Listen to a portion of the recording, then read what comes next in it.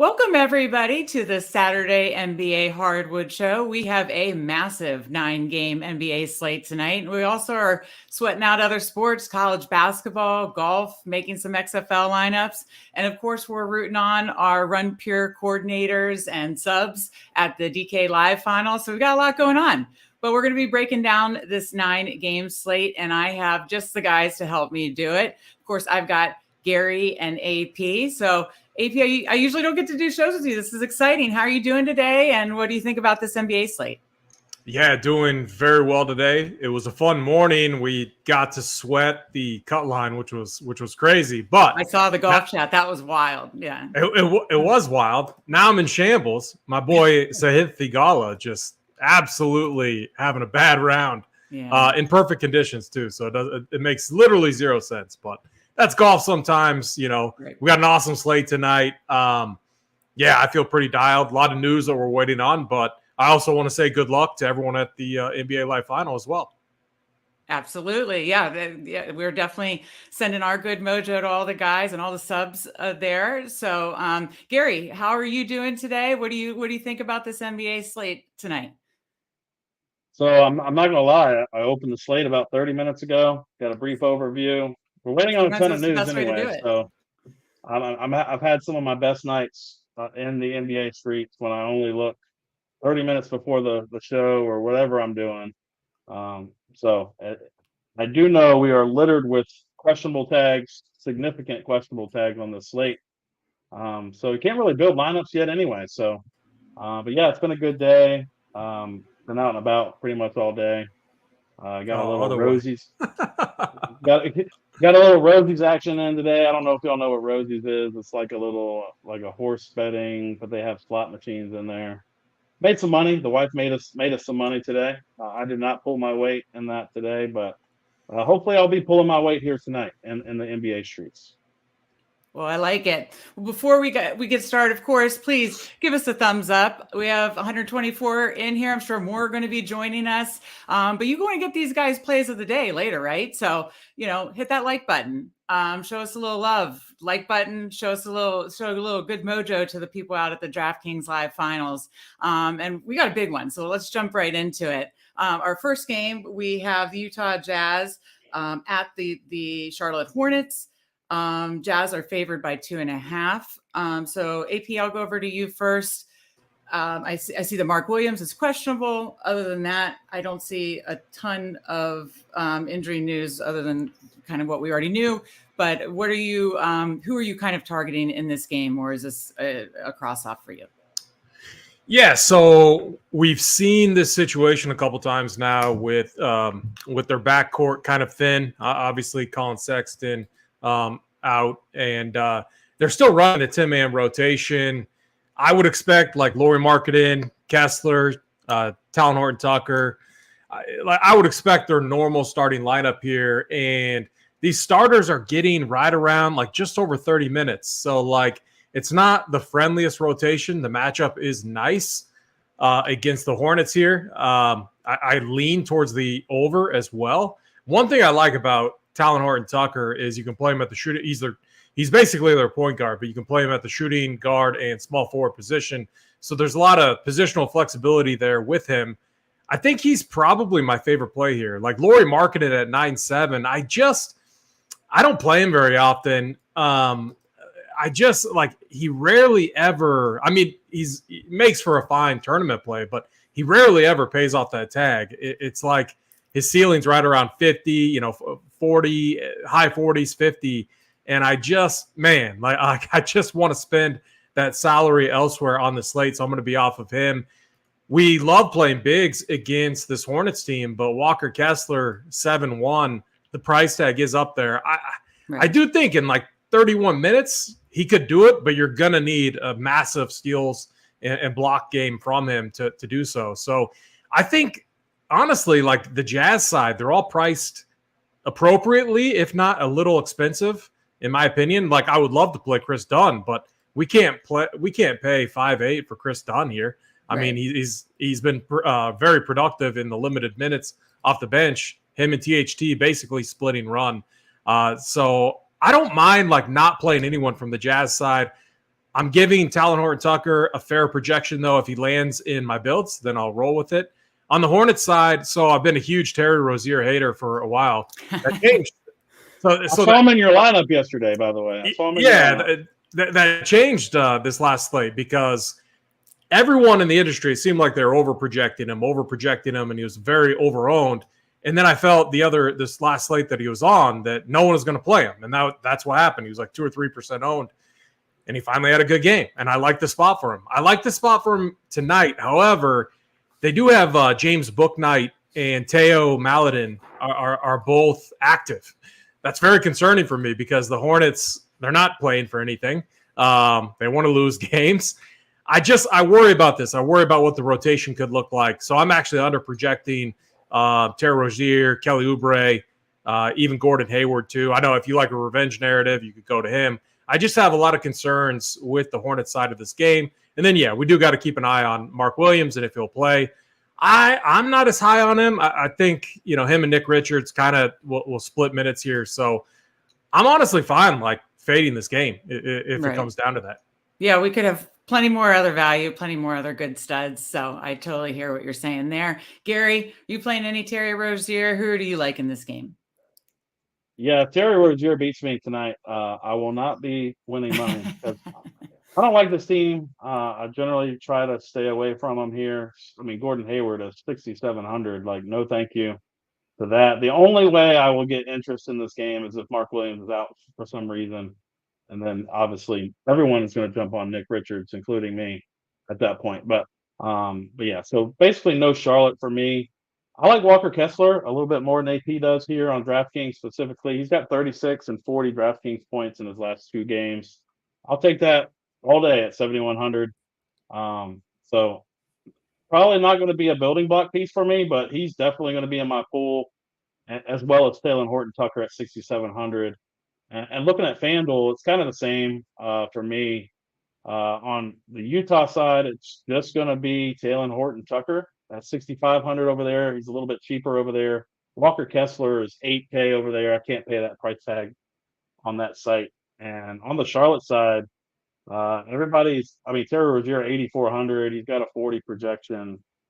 It's the standard 40 projection that I feel like AP said, he gets every slate. I can't do it. So my main interest is in Walker Kessler and Talon Horton-Tucker here. Okay. All right. Well, let's head over to the second game. We have the Indiana Pacers at the Detroit Pistons. Pacers are favored by 5.5. I think this was the spot you were talking about that we're waiting on some news, I believe, on Indiana side on injuries. Definitely some questionable tags we need to pay attention to. So, AP, with all that said, I know, kind of have to wait for injury news, but who are you kind of looking at this game at this point of the day? Yeah, so back to what we were saying about Terry Rozier, I believe the matchup was against the same Pistons team. They're basically one of the worst defensive teams right now in the league. They've been just like shooting up in the flow chart rankings for me when I'm looking at that on a daily basis. So we should have a ton of interest in the Pacers here. Right. TJ McConnell, Miles Turner, Halliburton, all questionable. I think it's somewhat likely that one of TJ McConnell and Halliburton sit. Where do you have Mathurin out on the slate? So that's gonna help Aaron Nesmith and Jordan Nwora, most likely Chris Duarte too. But if somehow we get something crazy and Rick Carlisle rules out, I probably wouldn't be Rick Carlisle, but the Pacers rule out Halliburton, TJ McConnell, and Miles Turner. I mean, then we're going to be playing guys like Jalen Smith. We're going to be looking at Isaiah Jackson, Jordan Nwora would become a really good play. Buddy Hield would get an upgrade. Andrew Nembhard would be the primary point guard. So this is it's really difficult to break down right now, but I'm telling you, We're going to want pieces to this game. So running through the scenarios, if Halliburton plays, is he in play? He is in play. However, I don't know if I would honestly get there because I like Devin Booker, which we'll talk about later, very similar price tag. So I think I'd be off of him. Plus, it just seems like a spot where if Halliburton played, I don't see how the Pistons keep this game close at all. Right. And it could be a spot where if McConnell and Halliburton played, McConnell could get some extra run like he did last game. There's just a lot of things that the Pacers could do. But the one thing I know is that we're going to want interest in this game. We just got to get this news first. There's going to be some nice pieces here. On the surface, I mean, Aaron Nesmith, you got to love the rotation that he had, 37 minutes. That does include OT, I believe, last game. I believe it went to OT. I might be wrong on that. But Aaron Nesmith, 4.5K, a really nice play. On the Pistons side, Killian Hayes. So this is the other thing. Alec Burks, Jaden Ivey, Bogdan all out. So Killian Hayes, here's the thing that we got to do, though. We got to see the starting lineup. Killian Hayes came off the bench last game, but that was with Jaden Ivey in the lineup. You got to think that Killian Hayes starts here. I mean, they could start like Corey Joseph, Magruder, Livers, Bagley, and Wiseman. If they do that, then I'm going to have less interest in Hayes. But if Hayes starts, he's an absolute like awesome play at 5K. I mean, who else is like he's going to be the main guy running their offense. So yeah, we're going to have some interest in this game. The Pistons, Pacers. We got to wait for the news, and we got to wait for the starting lineup for the Pistons. Well, AP talks about waiting for the news, starting lineups. If you're not a Run Pure subscriber, this is why you should be. You get in the Discord closer to lock. You check out everybody's cores.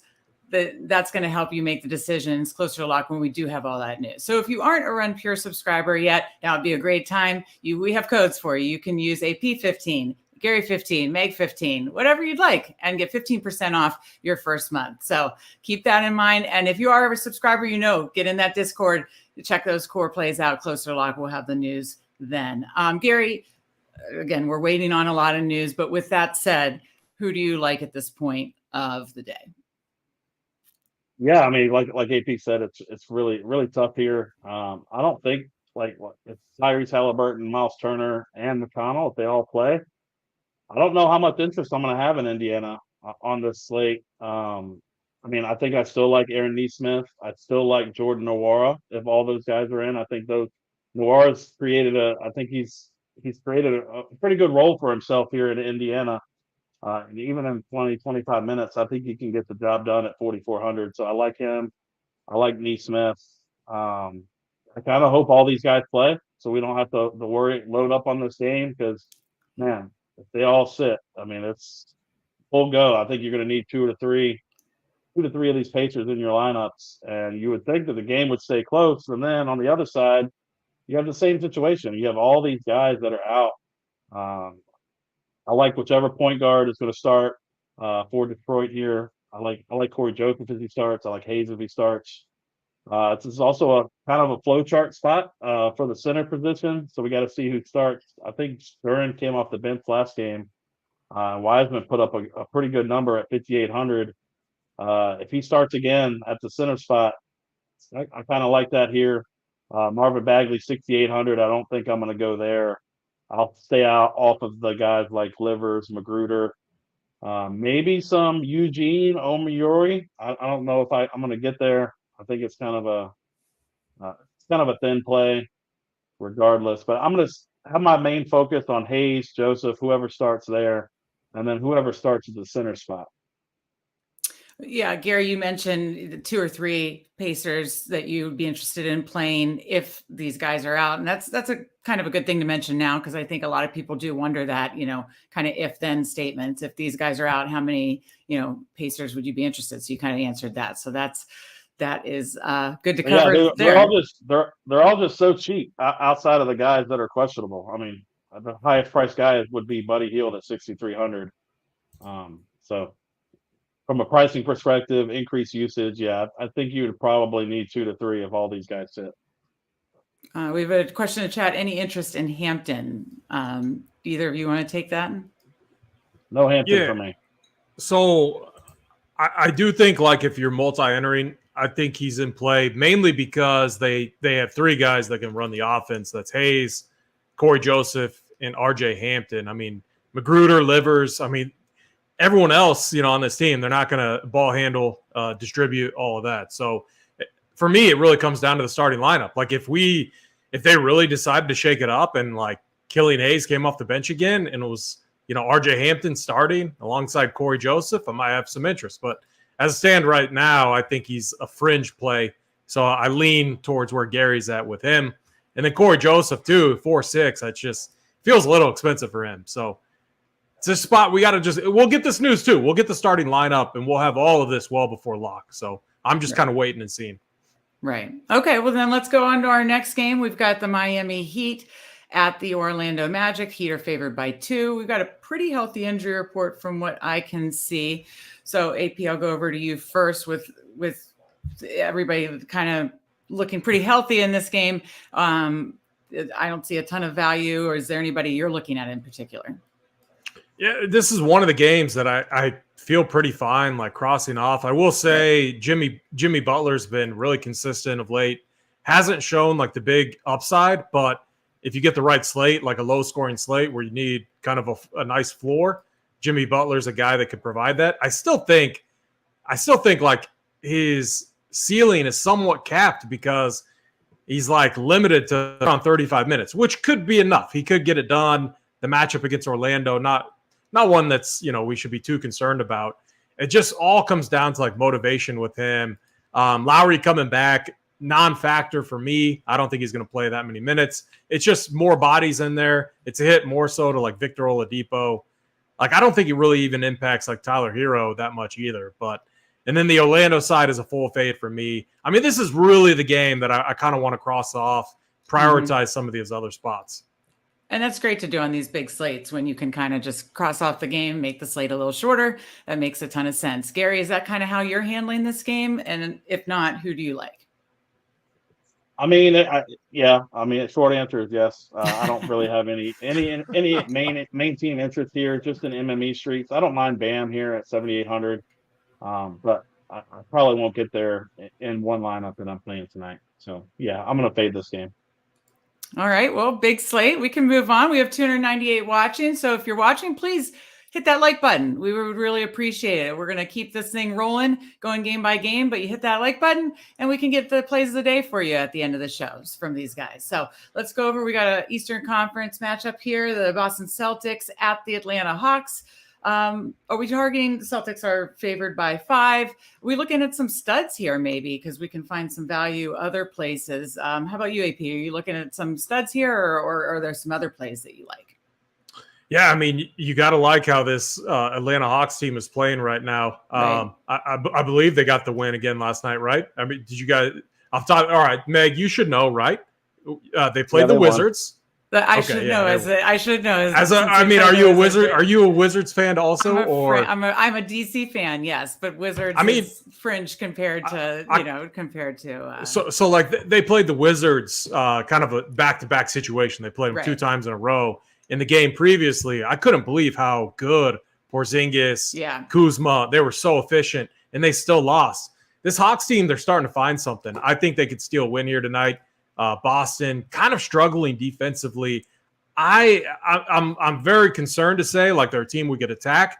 Boston is known for being a very good defensive team, especially when they got Smart, White, Brown, everyone in the lineup. They are missing Big Bob Williams, Robert Williams, which is a noticeable hit defensively to them. But so again, just thinking through this, you think through like Atlanta Hawks win. How does that happen? I think they need a big game here from Trae Young. The price tag is really nice at 9-1. So I think Trae Young is very much in play.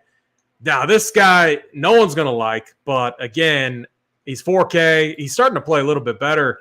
And matchup-wise, I think they're going to prefer him again. Kind of what we saw in the series against Washington, where John Collins is the guy I'm talking about. Getting back up to that 28, 29, 30-minute kind of rotation there over Sadiq Bey, who comes off the bench. I think they're going to like Collins here just from a matchup standpoint. And Collins has some good games against this Boston team. So I'm giving him a fair projection. I'm not over-projecting him or anything, but there's a good chance that he falls into my lineup tonight. He's a guy that I have some interest in, especially with Bogdan out. So with Bogdan out, you're gonna see more run for DeAndre Hunter, Sadiq Bey off the bench, and John Collins. I think that kind of forward rotation should be a little bit tighter there. And then Jason Tatum, he's 10-6. He's the one guy I have interest in. I will say Al Horford's been playing better too. This guy, something's starting to click with him. Do I feel safe playing him at 5'7"? No, not at all. But I do think he is in play on this slate. So on the Boston side for me, Jason Tatum, Al Horford, somewhat interesting. And then on the Hawks side, Trae Young and John Collins is where my interest is at. Okay, I like it. Gary, how about you? Are you targeting the studs here? Do you like John Collins? Who are you looking at? I think my favorite play in this game is Trae Young for sure. I look at a lot of DVP stuff. Over the last 15 games, Boston has given up the second most fantasy points for the point guard position, which is they're right behind Houston and right in front of Utah. And Detroit is behind them too. So definitely a good spot for him. He's 9,100. He's got a really good projection here. I can't do the John Collins thing. I understand what AP is telling me. I see a 23 projection from him, and I see 28% ownership. I think that's – I don't think I want to play a 28% owned John Collins on this slate. I don't know whether that's going to hold true to fruition once all these Q tags get settled out. Probably not, but 4K, man, the guy just doesn't seem to have it. Like, Gary, I'm telling you, I've watched them last two games. You're starting to see something. He's picking it up on the defensive end. You're seeing him right. Like, he was like a few plays away from, having an even better game. So I'm with you. Like, I'm nervous about him, but I feel good about him getting like 20, 27, 28, maybe hitting that 30 piece. And I would take that at 4K. So, if you tell me he's getting 30, I'm going to lock him in my lineup. But I just don't. I would say 30 is kind of that ceiling there. You know what I mean? Yeah, I get it. I probably still can't do it. I think we're gonna have better value once all these Q tags get shook out a little bit. But yeah, so probably just Trae Young. I've been on DeJounte Murray a lot in the last week or so. He's done okay for me. He hasn't cracked the seal. Now watch, I'm gonna jump off tonight. I'm gonna jump on Trae Young, and DeJounte is probably gonna smash. But I'm gonna stick with my guns here. I like Trae Young quite a bit. Price is good. And on the Boston side, I mean Boston is normally just I know Robert Williams is out, but they're basically fully healthy here. Jason Tatum is 10.6K. I like that quite a bit. I can't play Derek White, 5,700. Al Horford is somebody I know he has looked really good recently. But I'm going to like some other plays in his range a little bit more. So I probably won't go there either. Probably just Trae Young on the Atlanta side and Tatum for Boston for me tonight. Okay, so some little studs on each side. I like it. The next game is where we definitely could find some value. We have, obviously, Luka's out. Kyrie is questionable. Obviously, no John Morant. So we could go back to Desmond Bane, Tyus Jones. Seems like there could be a lot of options here in the game between the Mavericks at the Grizzlies. So AP, what are you looking at in this game? Yeah. So first off, I'll give out a generational bet. We'll call it that. I've been money with these, but take the Grizzlies. The Grizzlies side, they're going to pound the Mavericks tonight. I'm a huge Grizzlies hater too, but I took their money line inside against the Warriors, and they freaking own them. This Grizzlies team is so good at home defensively. Defensively, they're a beast at home. I don't think Tyus is like that big of like a downgrade off of John Morant. I know I might get some hate, some flack for that, but Tyus can run. I mean, he should be a starting point guard in this league. The price tag reflects that 7-1. He's finally priced appropriate here. And the one thing is Dallas defensively is terrible. I don't see them getting any better tonight. They're gonna have to keep pace offensively too. So I think it's gonna put Christian Wood. They're gonna have to give Christian Wood more minutes, and he's just a disaster on the defensive end. So I think the Grizzlies roll. I'm concerned here. Like Kyrie's gonna play, or at least I think he's gonna play. He's questionable, but he did make shoot around. Okay, and it was just a personal issue that he had, like he always has. It's going to be tough. I mean, if you just go back to that Warriors game, they locked up Chef Curry. They did not make it easy on him. They're going to run a scheme here to limit Kyrie Irving, because if you take away Kyrie Irving, then you're basically saying, okay, Tim Hardaway, Josh Green, Reggie Bullock, Dwight Powell, Christian Wood, Maxi Kleber, you guys go and beat me. They're not going to do it. They're not going to do it at all. So I think the Grizzlies win. I think they win big. Double digits potentially. Sorry, Glock, if you're watching this, I feel bad, but I think your Mavs team is going to get absolutely pounded tonight. And with that said, I have concerns on the Dallas side. Like, if they get pounded and if they run kind of what I think they're going to run, I definitely have concerns with Kyrie. I think Devin Booker, we're going to talk about him later, but I think he's a much better play. And if you're at the NBA Live Final, obviously that game isn't on the slate. So you have some decisions to make in that price range. But I'm lower on Kyrie here. I'm lower on the Mavs side. I do think Tim Hardaway Jr., just from a price standpoint, the usage that he's going to get, the amount of shots that he's likely to take, it just puts him in play. Like, even if the Mavs get pounded, I could see Tim Hardaway paying off his price tag. And then Christian Wood. I do like centers against this Grizzlies team right now without Steven Adams in the lineup. I do think they're going to need Christian Wood from a scoring standpoint.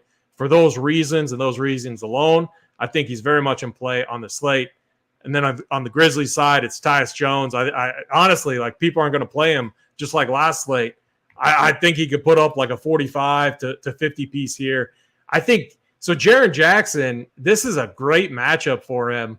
But, man, that price is ridiculous. 8.8. I mean, in that range, it's like maybe you just move up to like Lauri Markkanen or something in that range. But I do like bigs against this Mavericks team. So Jaren Jackson, Xavier Tillman, Santi Aldama, all these guys are very much in play on the slate. Yeah, someone in chat mentioned Jaren Jackson Jr. Somebody asked about Aldama, so you covered that. Gary, who do you like in this game? I know we're still waiting on some news, but at this point in the day, who are you liking to target? Yeah, I like AP said, I don't think there's a way that Kyrie has. I don't think he has a path to go off in this game. I think that they're just going to scheme up everything. I have to try to make him beat them. I don't think it's going to be successful. I do like Tim Hardaway though. I mean, I can't get away from that. I mean, it's 5,300. He's got a really good. He's projected for 6x his salary. 34 minutes. I think he can go over that. I think he can do well here. It'd be a great secondary option for them in this game, with them targeting on Kyrie here a bit. Christian Wood, man, I wish I wish they would start this guy, but I guess they don't need to with his offense. They don't need his offense as much, because the Memphis Grizzlies have given up the second most fantasy points to the center position over the last couple weeks. It's a very tasty flowchart spot for the centers here. So probably just Tim Hardaway, maybe some Christian Wood on the Dallas side, and yeah, on the Memphis side, Santi Aldama is popping pretty good. The projections I look at are a little bit above the industry, popping almost 6 times his salary here. Kind of like it a little bit. Tyus Jones, I always like playing Tyus. 7,100. He's projecting for 5x. 35, I'll probably give him like a 38, 39 projection and see where he hits. He's probably going to hit a pretty good clip at that projection. So I do like Tyus here. Tyus, Santi for Memphis, and Tim Hardaway and Christian Wood on the Dallas side. There was a couple questions in the chat about Jaden Hardy and Reggie Bullock. AP, any interest there? So really interesting when you look at when Luka went out for the entire fourth quarter last game, it was Jaden Hardy that was in there alongside Kyrie Irving. And hold on, let me find the comment. I forget who it was. Oh, yeah, there you go. Heck no Wood for me. Wood closed. He played like the whole fourth quarter. So I'm telling you, with Luka out, they need offense. They need guys that can produce. Why else is a guy like – what? Hopefully they start him. They just need to start him. No, bring him off the bench. Bring him off the bench. His ownership will be lower. Don't start him. I'll be so tilted. All the donkeys out there won't play him. They'll underproject him. Bring him off the bench. Let him get 30 minutes. That's all Wood needs here to get it done. But Jaden Hardy, why would he be closing the last game?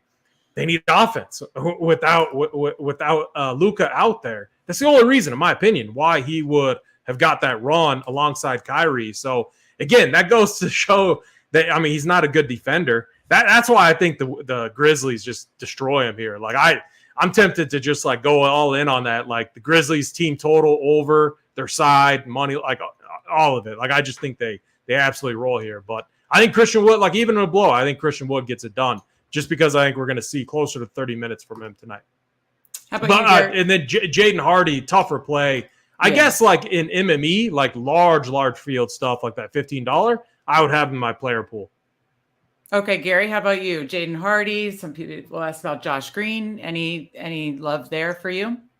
So I'm a one lineup guy in NBA, and those are guys that are not going to make my player pool for one lineup. Right. So, like AP said, if I was doing 150 or 50 or whatever in that $15, maybe, probably still not for me. I just don't think they have the upside here that we're going to need here on this slate.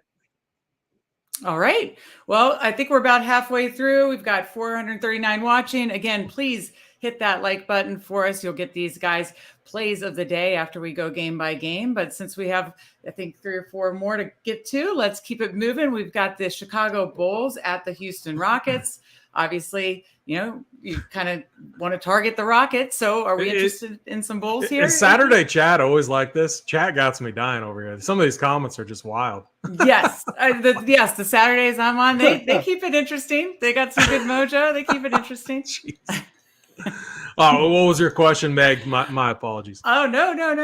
Do we got the Bulls against the Rockets. Do we just want to target the Rockets and play some Bulls, or are you prioritizing any Bulls today, AP? I mean, the Rockets are a very tilting team for me, at least. Like, they ran a tight rotation last game. I don't trust it at all, especially with KPJ back. Yeah, he was out last game. And that game, I think, went to overtime. Jabari Smith had that monster game. You had to have him if you wanted a takedown in large field stuff.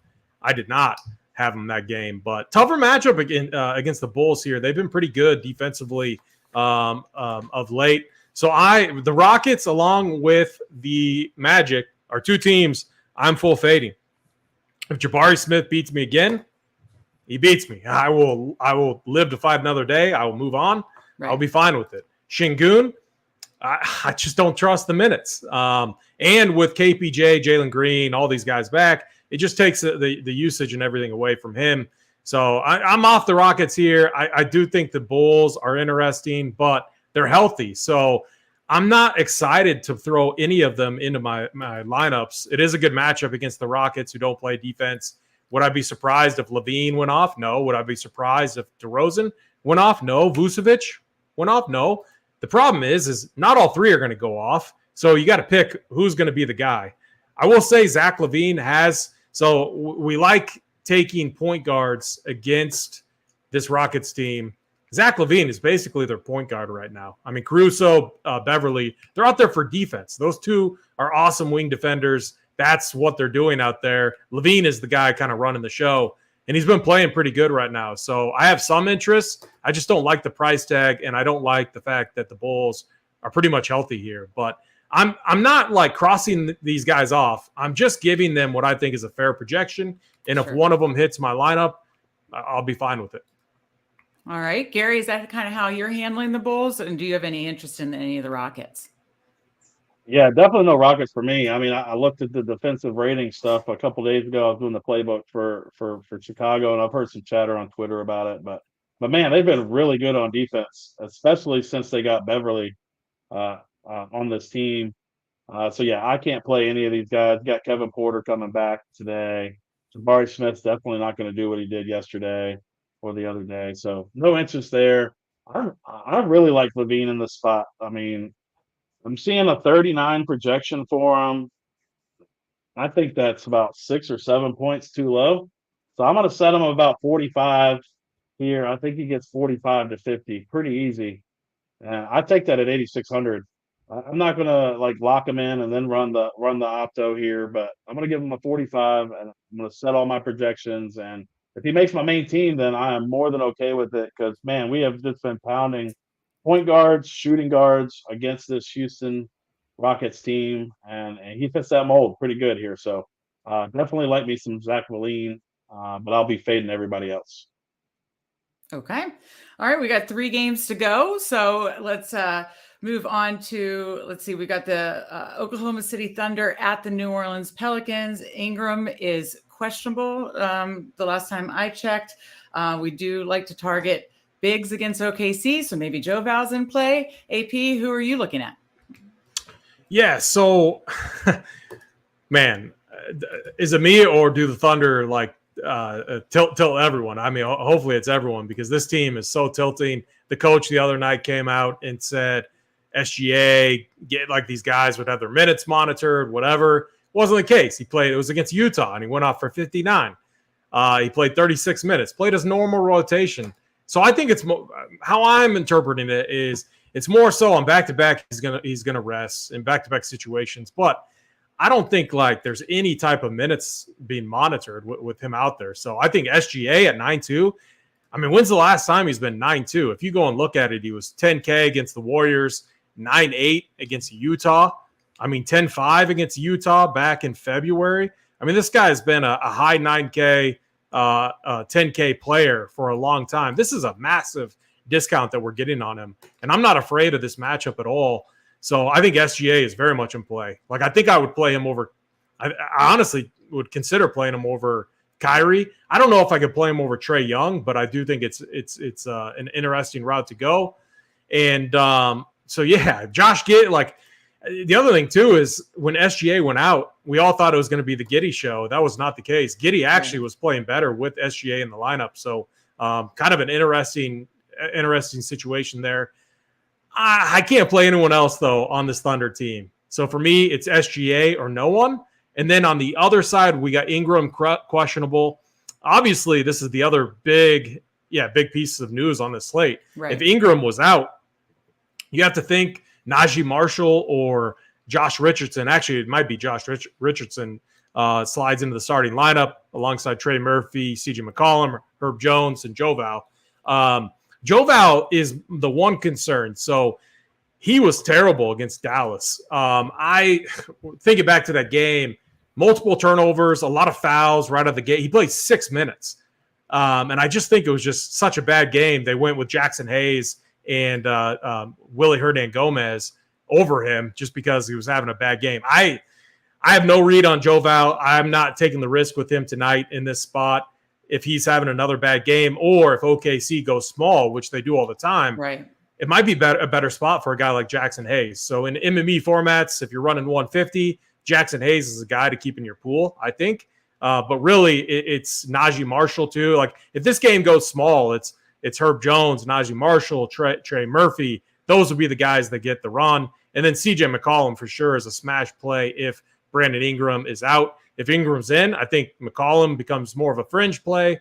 And then Ingram is also a guy that somewhat interesting, but you got to think that, Lou Dort's going to be on one of those two guys. So not the best of matchups in the world. All right, Gary, how about you? Are you on SGA? Anybody else on the Thunder? And then who are you looking at if Ingram is out? Or kind of, I guess, either way. Yeah, so when I was reserving my contest this morning, I just looked through. I went to the util spot and just started looking at pricing. And the first thing that jumped off the page to me was SGA's price at $9,200. Just mysteriously drops $800 from the last game. You love to see that. I love SGA here. 48 projection on him. That's pretty good. 5.2x his salary. He's probably going to hit quite a bit. I'm only seeing 8% ownership. So if you're looking for a pivot, I think Trey is going to be a little more popular. I think like AP, I think I still do like Trey just a little bit more. But, man, 8% owned SGA at 9.2K. That's pretty good. I have a little bit more interest in Jalen Williams, the Jalen without the Y. I know his price is $7,100. Probably more of an MME play for sure. Not a one lineup play. So probably won't make my pool, but I do like him. The dude is just a beast. I think this OKC team has a bright future, and they still got Chet. That's going to be coming back to them next year. I think they're going to be, teams are going to have a tough time with this team. They're really a lot of depth. They got Lou Dort defending. I think the future is bright. But for tonight, it's probably just going to be SGA for me on the OKC side, and I like him quite a bit here. And then New Orleans, it really depends on this Brandon Ingram news if we get it. If he is in, I probably won't play anybody from this New Orleans team in my one lineup. But obviously, if he's out, 7,600 CJ McCollum, Trey Murphy would probably be my next favorite guy, followed by Josh Richardson. And I never play Joe Val. Joe Val's the guy I just never play. If he beats me, he beats me. And I'm definitely not doing it tonight at 6,900. So yeah, we just got to wait on this Ingram news. And if we don't get the news, I'm probably just going to play like they're all playing. That's just how I kind of do it. I don't want to sit around on a Saturday night and wait for the news tonight. So I'm just going to go that way. And maybe SGA makes my main team. I haven't decided yet. All right. Before we get to the next game, there was a piece of news. Yeah, we got some big news. Yeah. Yeah, Nick Richards. Yep. So if you guys want to elaborate on that, just wanted to put that out there. Yeah, so when Mark Williams went out against Detroit, PJ Washington, I believe, was in foul trouble in the first half. So if you're looking at box scores, you're going to see PJ Washington and his minutes were a little bit lighter than what we're used to. Here's the thing. When you look at the second half rotation, PJ Washington or Nick Richards, were one of those two were on the court at all times. PJ Washington, if you think back to like last year, this in small ball lineups, PJ Washington played the 5 all the time, so he can absolutely handle that role. So it does a couple of things for me. It upgrades PJ Washington and it makes Nick Richards like a fantastic play, maybe lock button play. It also upgrades Walker Kessler. I mean, this dude should be able to get whatever he wants down low. I love the bigs in this game. It should be a really nice spot. So I'm starting to like this game a little bit more now with that news. Right. That's what's nice when we get the news while we're on the show. But of course, there will be news after the show too. So again, be sure to check that Discord, check the core plays later, closer to lock. All right. Heading over to the next game, we got the Milwaukee Bucks at the Golden State Warriors. Warriors have been playing great at home, not as well on the road, obviously. So are you targeting Warriors? Obviously, Giannis is out. So are we targeting Bucks? So who do you like in this game, AP, with all that said? Yeah, so it's crazy. I just took Memphis over the Warriors. Different situation. That was the Warriors are on the road. Right. They're back at home now, and the Warriors have been awesome at home. I think they get the win here, but I think the game is competitive. From a pricing standpoint, it's tough to play like with the Warriors healthy outside of Andrew Wiggins. I mean, it's tough to pay 8-4 for Klay Thompson with Curry back in this lineup. Right. Curry's 10-7 too. Makes it tough to play him. Like I can't play Dante. I can't play Poole. I do think there's a chance that they go to the small lineup, but if they do, just think back to the last game that the Bucks played against the Nets. So another spot where if you can wait for the starting lineup to come out with the Warriors, and if they run a small ball lineup, I like Brook Lopez here, man. He's playing some incredible basketball right now. Him and Bobby Portis absolutely destroyed the Nets. And the Nets, they're a small team. Obviously, it was a different situation because the Nets kind of rested their main guys, but still, the point remains kind of the same. So I think Lopez is somewhat interesting in tournaments. I will say with the news that we just got in the Hornets game, I probably prefer Walker Kessler over him. But again, I'm definitely having Brook Lopez in one of my lineups because he's just been playing so good. And it's a nice spot too for him to rack up some blocks and to hit some threes. They're going to need his offense to keep pace with the Warriors here. The Warriors have just been too good at putting up points at home. So I think Chris Middleton, Brook Lopez, Bobby Portis are somewhat interesting. I could also see it being a game where like Joe Ingles comes off the bench and has a nice game, or maybe it's Jay Crowder. So there is some risk here. I do have some interest in like your cheap value pieces that come off the bench, like Crowder and Ingles.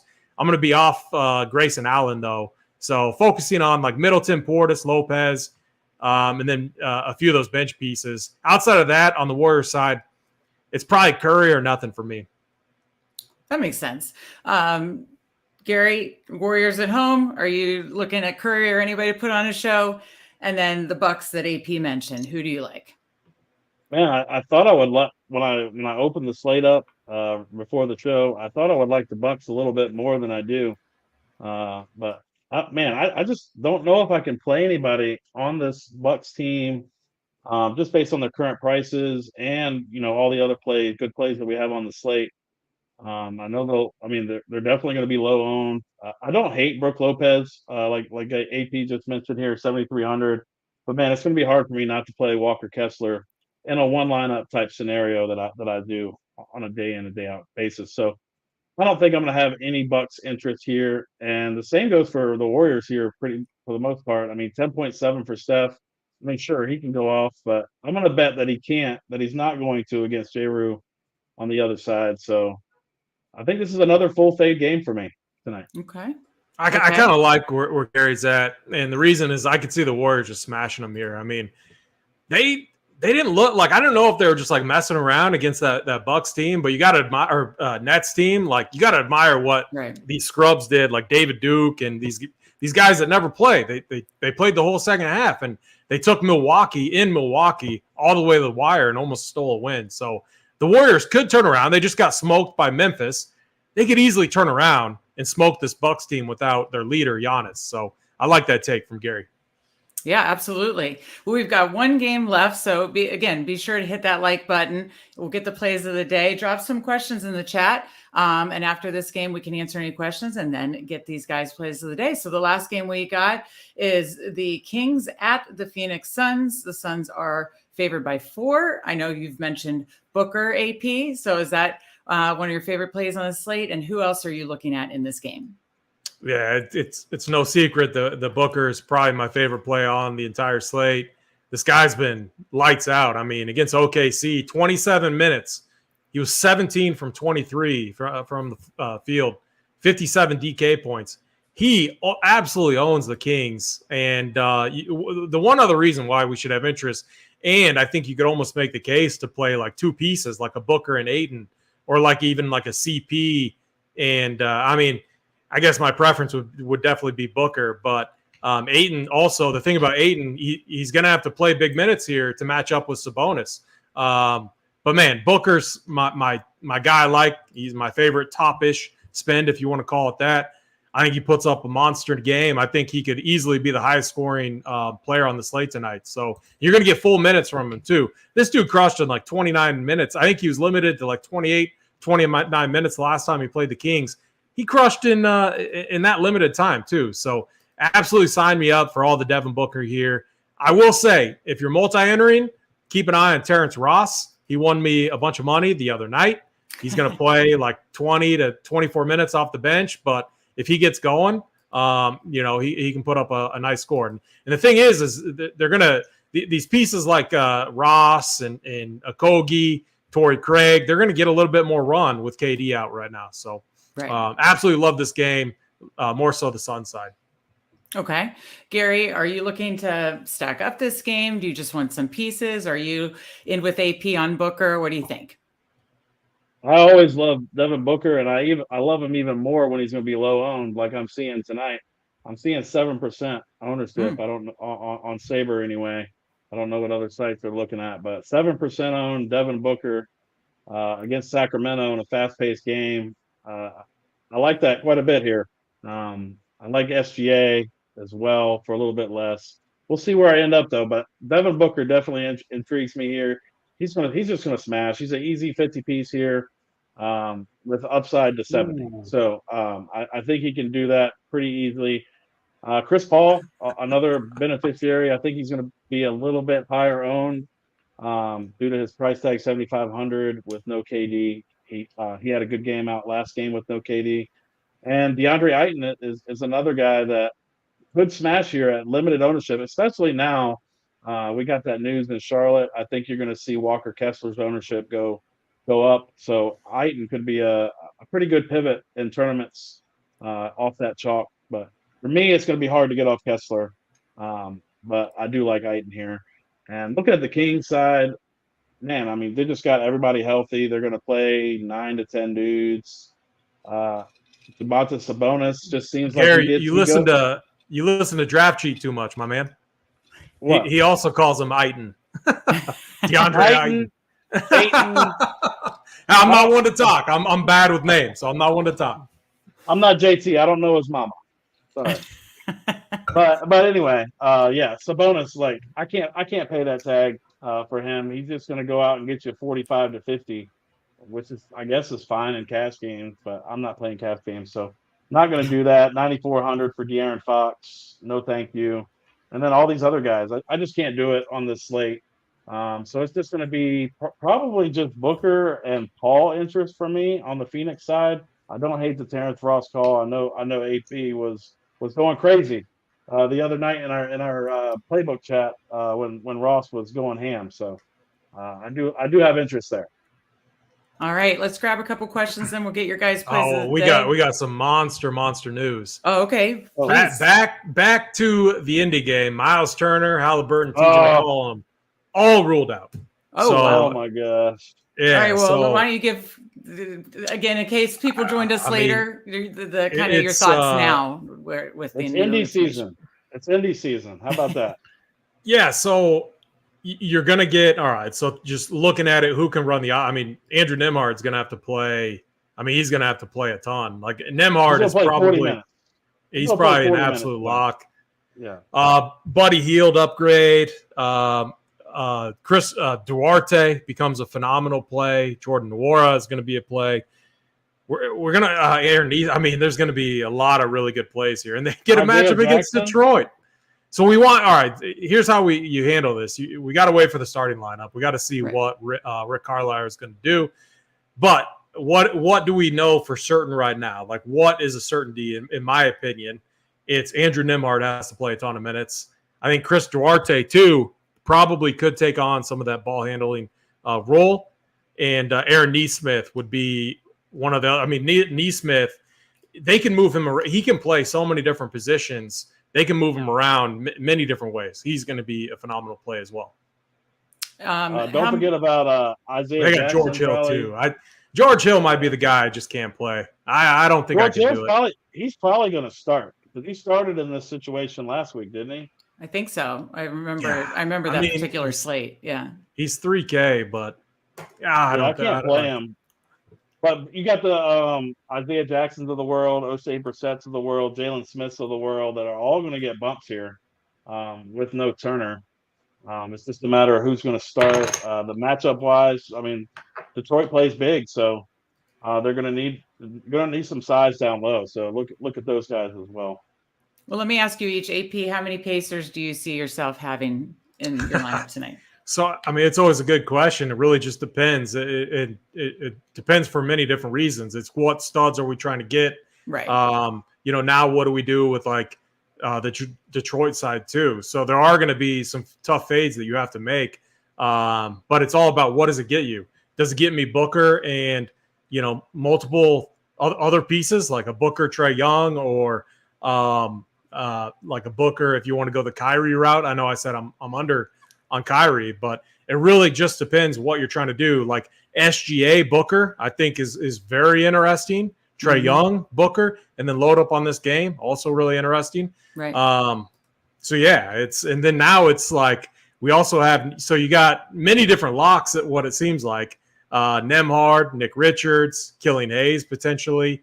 It's going to be a chalky slate, so we're going to have to navigate some landmines, and these landmines are coming from a Rick Carlisle led team, so it should be an interesting slate. Right. AP covered it great, but Gary, how many Pacers do you see having in your lineup? Do you agree with him? I don't know yet. My projections haven't updated yet that I look at. So I'm probably going to have quite a bit. And I will say, Stars and Scrubs is definitely going to be the build tonight. So if you want to get different, like the mid-tier build, but man, this value is just so elite for me in a one lineup environment. I'm just going to jam it. I'm just going to jam in the good value, and I'm going to try to get different with my studs. I think SGA is a good differentiator. Booker's a good differentiator. I think Tatum's ownership just skyrocketed. So Trae Young's ownership just skyrocketed. I don't know. I think I'm just going to jam in some lower owned studs to get me different tonight. Well, that makes sense. Don't forget about Steph Curry now too. We're gonna have all the value in the world that we talked about, and just think what I'm trying to think who had a big game against this Bucks team. But yeah, it's Curry now being 10-7, just the floor ceiling combination there really puts him more so in play. Yeah, absolutely. This was a question from a while back, but can you play Washington, Richards, and Kessler all in one lineup? AP? I mean, you'd be very contrarian now. Yeah, I was going to say, this was before the news. Again, so. it comes down to what is your risk tolerance? Like, right. And this is why you need an optimizer, in my opinion, because you can crunch the numbers so much faster. We believe the best is SaberSim. That's who we use. That's who our partner is. But I will literally run many different situations where I'm bumping up projections, bumping down. What happens if this player busts? What happens at, and I look at it and I analyze it and I pick and choose which I feel are the best lineups. So, but an optimizer, allows you to do that very quickly. All right. I'm just looking to see any other questions. Some people love this slate. Some people hate this slate, but as you guys mentioned, you kind of, it's a little chalky now and you kind of have to find your places to get different. So with that said, let us get your guys' plays of the day. So first I'll go over to you, AP. What is the gentleman's call of the day? Yeah, I mean, no surprise. I'm usually pretty transparent. But yeah, Devin Booker is my play of the day. I think he absolutely smashes tonight. All right. I like it. And as Gary said, he could be on the lower owned side too. Even better. So Gary. Not anymore. There's no way. Not anymore. Yeah, so I got to take that just back changed. Because the two stud build just went crazy high. It's going to be super high owned. So all these studs are going to have ownership tonight. It's just a matter of picking out the right ones. Right. Absolutely. Well, so Gary, let's give them your play of the day. Who is your groundhog play of the day? So I don't think it's a shock here. I've kind of been hitting at him for the most majority of the show. I just think the price decrease on him overnight, an $800 price decrease. SGA. I mean, the dude has just been a monster. He just continues to just smash, and I think he does the same today. So it might be a Devin Booker and SGA type of night for me. Okay. Like it. I like I like the plays of the day. Now let me just get some final thoughts. Any last minute thoughts, AP, before we send the people out, and then again check back the on the Discord. Check back on the core plays closer to lock, and you'll get these guys core plays. But any final thoughts? My final thoughts is wait for all right. So we want the Pacers starting lineup. Sure. Do not be liberal with or conservative with the projections on these Pacers guys. Detroit is still a very bad defensive team. I don't think that changes. Duren being in there is a little bit better from a defensive standpoint, but yeah, don't be afraid to bump up these Pacers over their adjusted projections once the lineups come out. Okay, Gary, final thoughts for the people before we head on out of here. Yeah, pretty much the same thing. Like I said at the top of the show, if all these guys get ruled out, I think you're going to need 2 to 3 Pacers. So I think you're going to need 2 to 3 Pacers here, and maybe just try to find a way to get a little bit different once we get the lineups in. Maybe if Jalen Smith comes off the bench, and Detroit plays big, so they're going to have to play Jalen Smith, Isaiah Jackson. Try to get some lower owned guys. Jordan Nwora for me. Man, he's just been really incredible since he got to this team. It's going to be hard for me not to click his name in my one lineup tonight. Don't forget about Tyus Jones either. So going back to Memphis, if you want to get different, I think you can. He's not going to be owned now. He's definitely not going to be owned tonight. Even like a guy like Jaren Jackson. I mean, I'm telling you, this Mavs team, it's going to look like they're just not good defensively at all right now. So the Grizzlies are really interesting in my opinion. Right. Well, I like it. We kind of came full circle. Again, be sure to check the Discord. Be sure to check the core plays. Thank you guys so much for joining us. Be sure to send good mojo and vibes to all the Run Pure coordinators and subs out in Denver at the DK Live Finals. We're rooting for them. And good luck to all of you guys. Thank you so much for joining us. For Gary, for AP, I'm Meg. We'll see you guys next time.